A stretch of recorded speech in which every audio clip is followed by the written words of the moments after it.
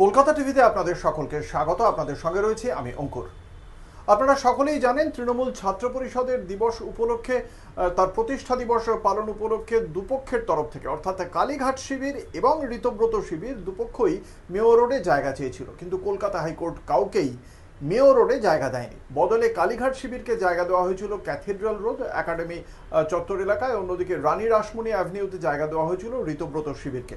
সকাল থেকেই তার জন্য দুপক্ষেরই প্রস্তুতি ছিল চরমে এবং দুপুরের দিকে মুখ্যমন্ত্রী যেরকমভাবে আমরা দেখেছিলাম যে এর আগে থেকেই কোর্টের পক্ষ থেকে বলে দেওয়া হয়েছিল প্রশাসনিক দিক থেকে সমস্ত বন্দোবস্ত রাখতে হবে যাতে কোনো অপ্রীতিকর ঘটনা না ঘটে, এবং সেই কারণেই রাজ্যের মুখ্যমন্ত্রীর নির্দেশে পুলিশের পক্ষ থেকেও সেই প্রস্তুতি রাখা হয়েছিল। এবং আমরা দেখেছিলাম যে কোর্টের পক্ষ থেকে অন্যতম শর্ত ছিল যে দুটি ক্ষেত্রেই অর্থাৎ রানী রাসমণি অ্যাভিনিউ বা ক্যাথিড্রাল রোড দুটি ক্ষেত্রেই একটা দিকের রাস্তা খোলা রাখতে হবে।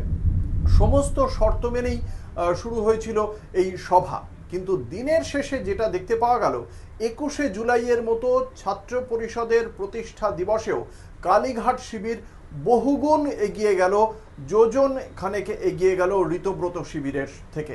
এবং ঋতব্রত শিবির যেখানে বেলা 12টার সময় ফাঁকা চেয়ার দেখতে পাওয়া গিয়েছে, সেখানে মমতা বন্দ্যোপাধ্যায়ের জন্য সেই সময় তখন তারও আগে থেকে অধীর আগ্রহে অপেক্ষা করেছেন তৃণমূল কংগ্রেসের কর্মী সমর্থকরা ক্যাথিড্রাল রোড চত্বরে।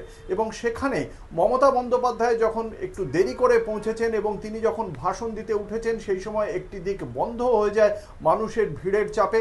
যদিও আদালতের পক্ষ থেকে 1,500 লোক নিয়ে, সর্বোচ্চ 1,500 লোক নিয়ে এই সভা করার কথা বলা হয়েছিল, কিন্তু একটা সময় সেই সংখ্যা অনেকটা এগিয়ে যায়। শেষ পর্যন্ত মমতা বন্দ্যোপাধ্যায় একটা দিক খোলা রাখার জন্য উপস্থিত কর্মী সমর্থকদের অনুরোধও করেন।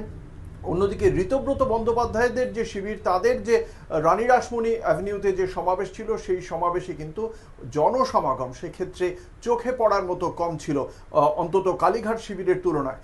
এক্ষেত্রে একটা বিষয় যেটা বারংবার আমরা দেখতে পাচ্ছিলাম, আজকেও মঞ্চ থেকে কুণাল ঘোষ সরাসরি কটাক্ষ করেছিলেন ঋতব্রত শিবিরকে, এবং সেখানে তার কথায় উঠে এসেছিল যে সংখ্যা নিয়ে জনপ্রতিনিধিরা গিয়ে বিধানসভা ভরাতে পারে, কিন্তু সেই জায়গা থেকে মানুষের যে ভালোবাসা আবেগ তা মমতা বন্দ্যোপাধ্যায় তৃণমূল কংগ্রেসের সঙ্গেই রয়েছে।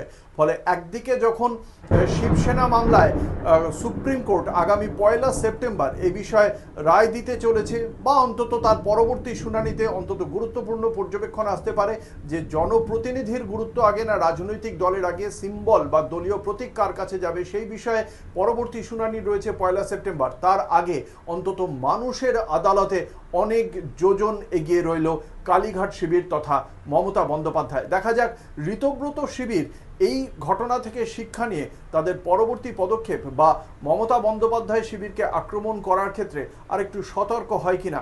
আর মানুষের ঢল যেভাবে দেখতে পাওয়া গেল, মমতা বন্দ্যোপাধ্যায় যেভাবে আক্রমণ করলেন রাজ্যের শাসক দল ভারতীয় জনতা পার্টিকে, সেক্ষেত্রে কলকাতা পুরসভা নির্বাচনের আগে আজকের এই ঢল অবশ্যই কালীঘাট শিবিরকে খানিকটা হলেও উজ্জীবিত করবে।